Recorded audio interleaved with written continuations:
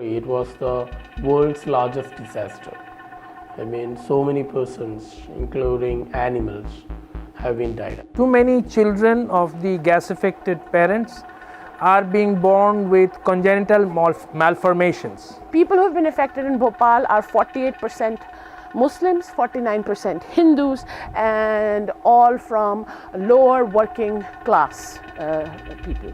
It is not only issue related to some area, it is related to Bhopal. Whole Bhopal is affected in some different manner.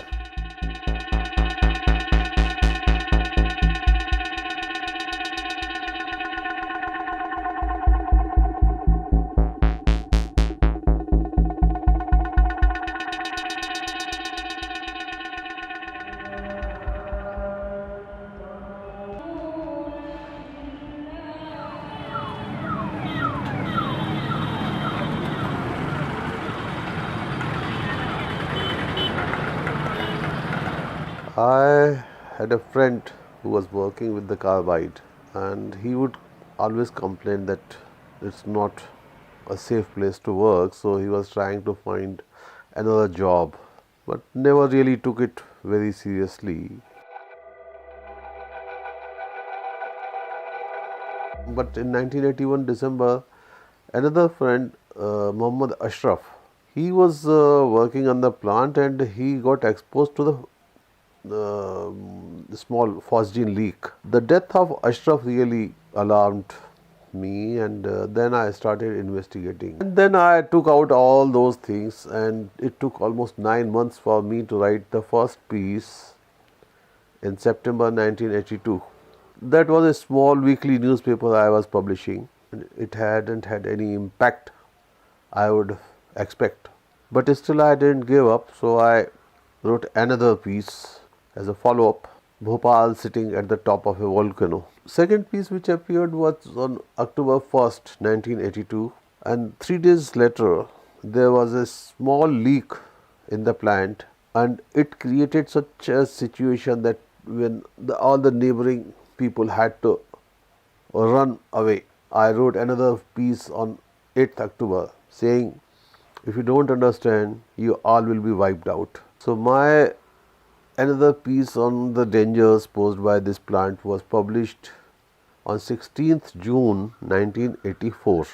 Even that didn't work, and finally came the night of December 2nd, 3rd, when this disaster took place. Initially, so many people at Bhopal, they know about, don't know about the Union Carbide, what they are making, what they are using, raw material. Nobody knows, except the worker also not much aware of that is what they are making.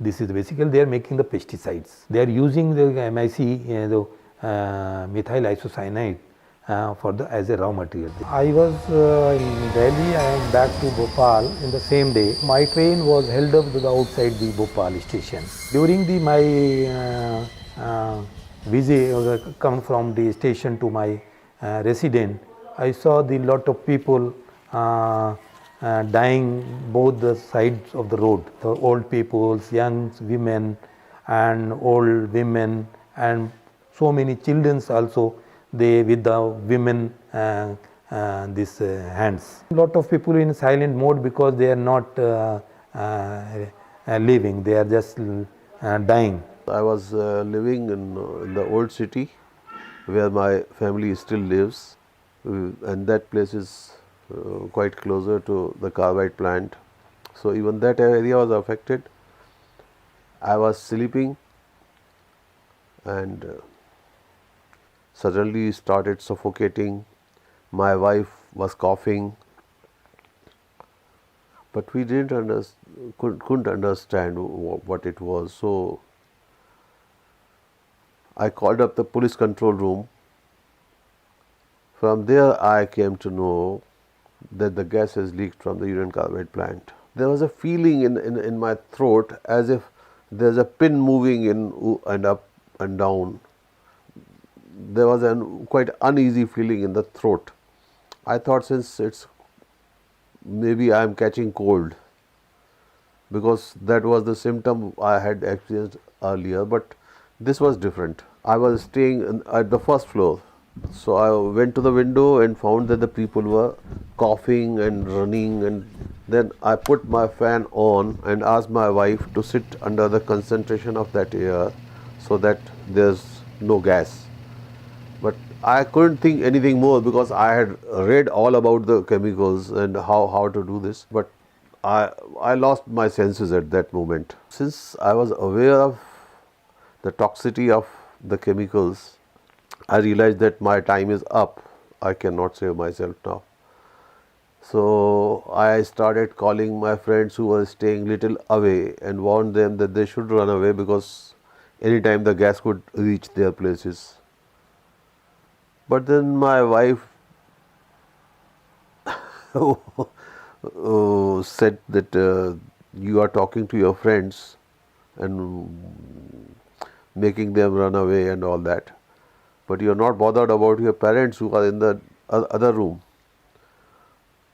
So suddenly I woke up from that inertia, and then I knocked the door and I found them in a very bad shape, my brother, my sister, my parents. Then I decided that we should also try to save ourselves. So we ran away from that place. After say few hours, when the police made an announcement that it's now safe to go back home, we came back. But obviously we were all affected, so that caused lots of problems, health issues. But somehow we survived, but thousands of people died. I asked my parents to move in an opposite direction, which was towards the new Bhopal city. But then I started moving towards the carbide factory. I thought that I should go and see.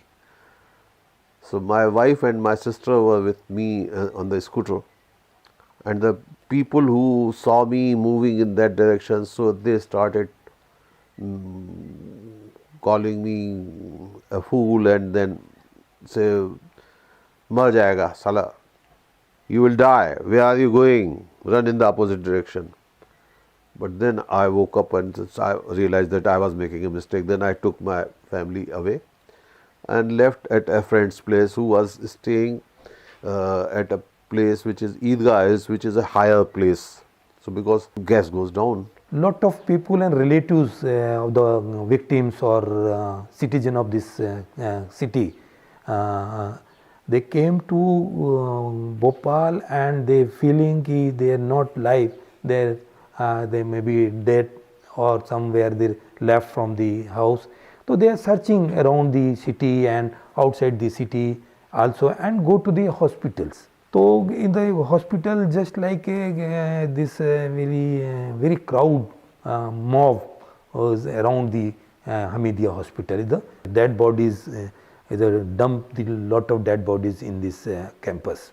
Inside both the roadside, they collected by the machinery, government machinery, and take that body to the Hamidiya hospital, and they postmortem it and then identify the causes of the death. Then I have talked to a lot of our friends, and then we'll go to that area, and then we are organizing some support to those people inside the house and huts.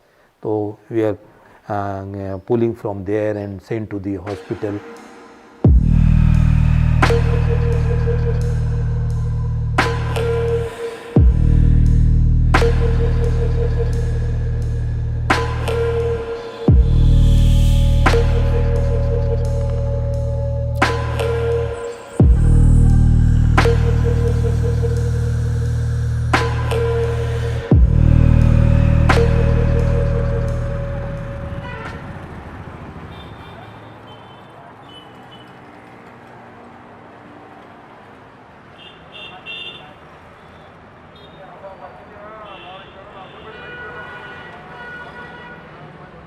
My name is Satynath Charangi, and I've been here since right after the disaster.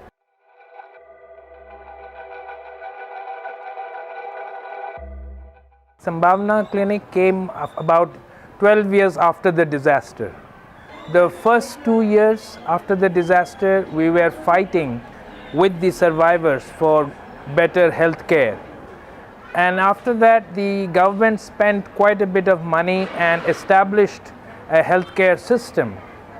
But after about 8 years and 9 years of these system, we found that no gas affected people were not getting better by taking so many drugs.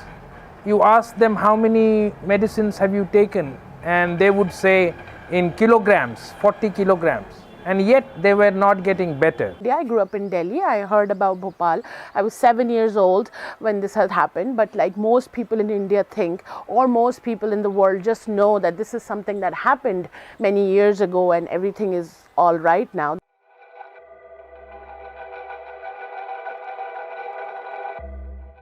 And then in 99, people from Bhopal, survivors of the disaster, had gone to US to protest the merger between Union Carbide and Dow Chemical. And this is where they were saying that Dow Chemical just cannot buy all the assets of Union Carbide and not talk about its outstanding liabilities. So that's how I came to know about Bhopal in US. I was a student there, and I got involved and I moved to Bhopal in 2003, and I've been working with the survivors since then. We provide medical care through 3 systems. Through the integration of modern medicine, Ayurveda, including Panchakarma, and yoga. Every day between 120 and 150 people come to the clinic. Oftentimes people have to go back because they cannot get doctor's appointment the same day. But the total number of people who are registered for chronic care is more than 35,000. And this includes people who have been directly exposed to the gas disaster. The major number of people are from there, but also there are people who have suffered due to chronic exposure to contaminated groundwater. And this groundwater again is contaminated by hazardous wastes from the Union Carbide plant that were recklessly dumped by the company.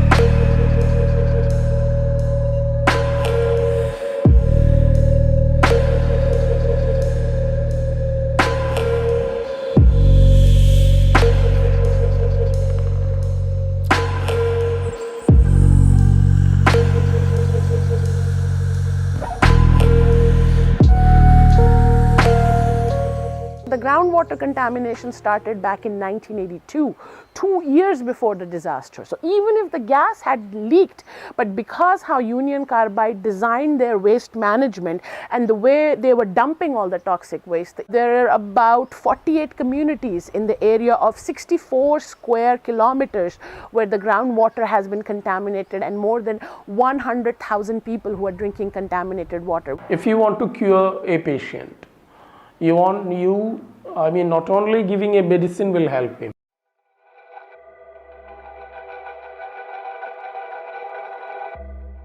You want to change his dietary style, you want to change his lifestyle, you want to change his activities if any things are going on. But come on, here after giving the medicines, he is going to the place which the land is poisonous, water is poisonous, and everything. It is still toxic, so you can't really correct him.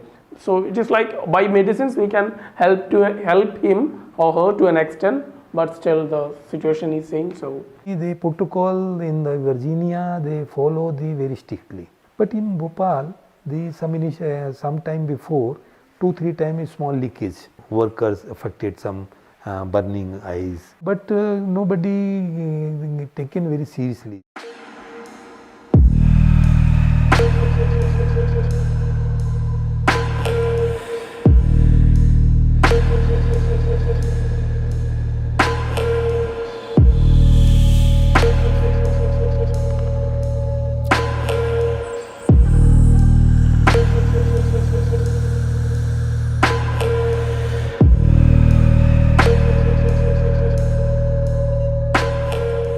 not something that happened, that Union Carbide Corporation put up a factory here.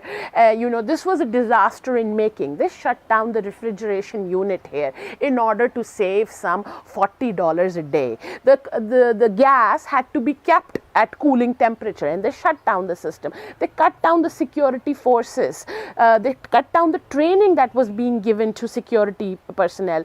They stored this toxic gas in huge containers, which they would have never done in US. They had a sister plant in US where they were using better materials, smaller tanks. They had better facilities that were working.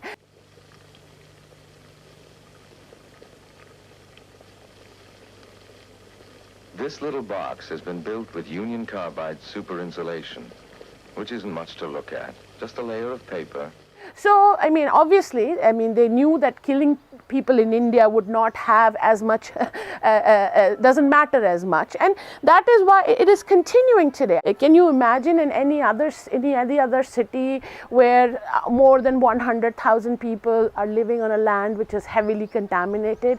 Can you imagine that there are still more than 100,000 people which are still sick and do not know what will work for them, or children being born with birth defects, that there are 6 times more birth defects being reported in the progeny of the gas affected parents when compared to mothers who were not exposed to gas. Gas में जब मैं 5-6 साल की ही थी जब gas निकली थी, तो मैं बहुत छोटी थी.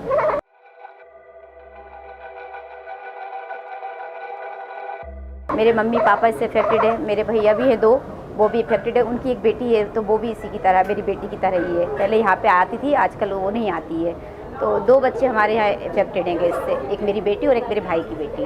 सर आप बताते हैं, बहुत परेशान थी पब्लिक, बहुत भागादौड़ी करते थे, बहुत ज़्यादा धुआं धुआं था, सब परेशान थे. कोई कम्बल ओढ़ के सोता था, कोई ओढ़ के सोता था. बस ऐसा लगता था कि जान बस बच जाए.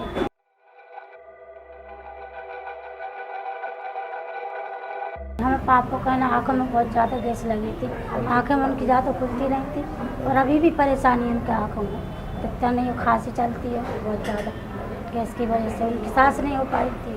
The birth defects and the congenital deformities, again, there has been lack of medical research here, a lot of it. Whatever few papers that have been published by independent scientists clearly say that there are problems in the 2nd and even in the 3rd generation of children being born to gas exposed parents and to parents who continue to drink contaminated water.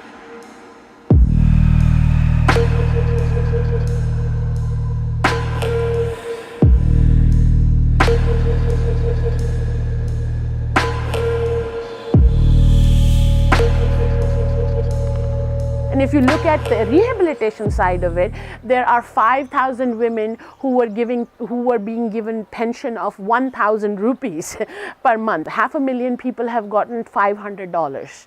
And that is all they have received in compensation. The 2nd generation is not even included in that. People who have been drinking contaminated water are not included in that.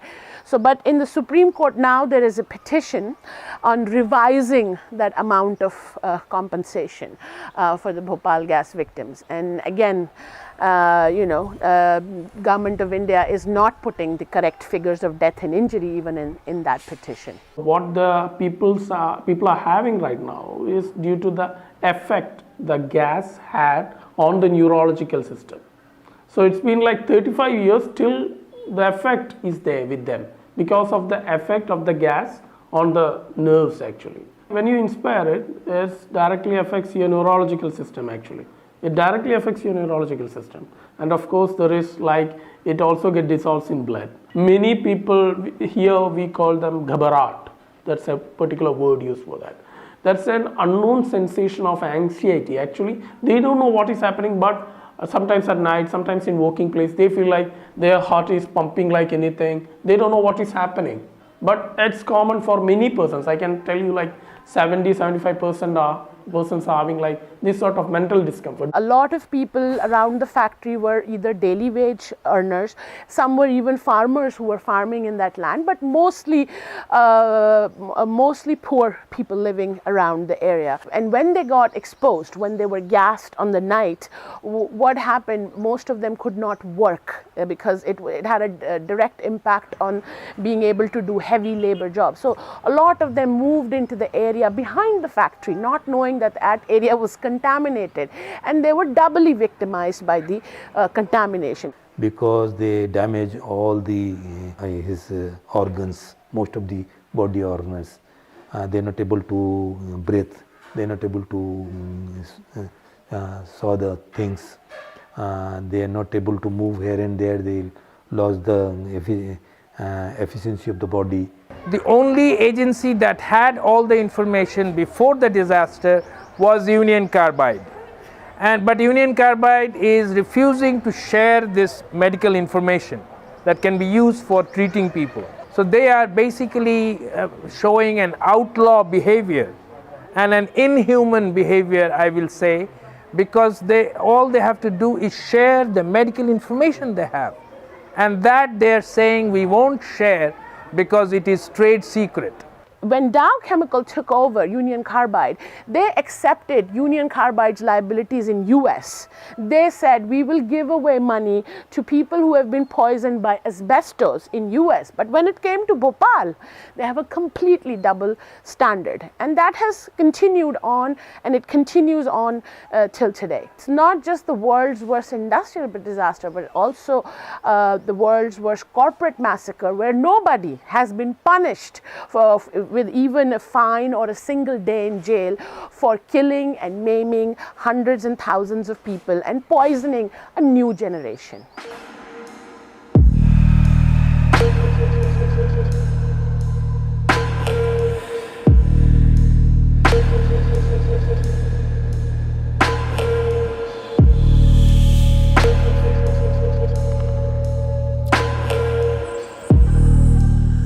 The government is not with the victims. The corporation obviously is doing everything to buy the government, and the US government is doing everything in its power to not so that Dow Chemical is never held accountable. So you cannot talk about sustainability, or you cannot talk about taking any lessons from Bhopal when the production continues like this. The only lesson that has been learned is by the corporation, and they have learned how to separate its Indian subsidiary or the Brazilian subsidiary from the American subsidiaries. That is what they have learned, and they have our lawmakers helping them in the process. The problem is that it is not just medicines will get them better. They need rehabilitation, they need social support, they need food. And today, because they have lost their ability to carry on work, they cannot earn enough. So they do not get nutrition. The second generation children had to move out from school and start working early because their parents were not earning money. And yet the very small amount of compensation that the company has given so far has done nothing. It has only made a joke out of it, a cruel joke. So unless all this happen, unless the corporation actually accepts its responsibility, or the government spends some energy looking at the people's needs instead of protecting the interests of the corporations, only then can people get better. I think Bhopal-like disasters are happening every day. They are slow and silent Bhopals happening everywhere. That is why Bhopal's story is so important, and that is why it is important that there is justice in Bhopal.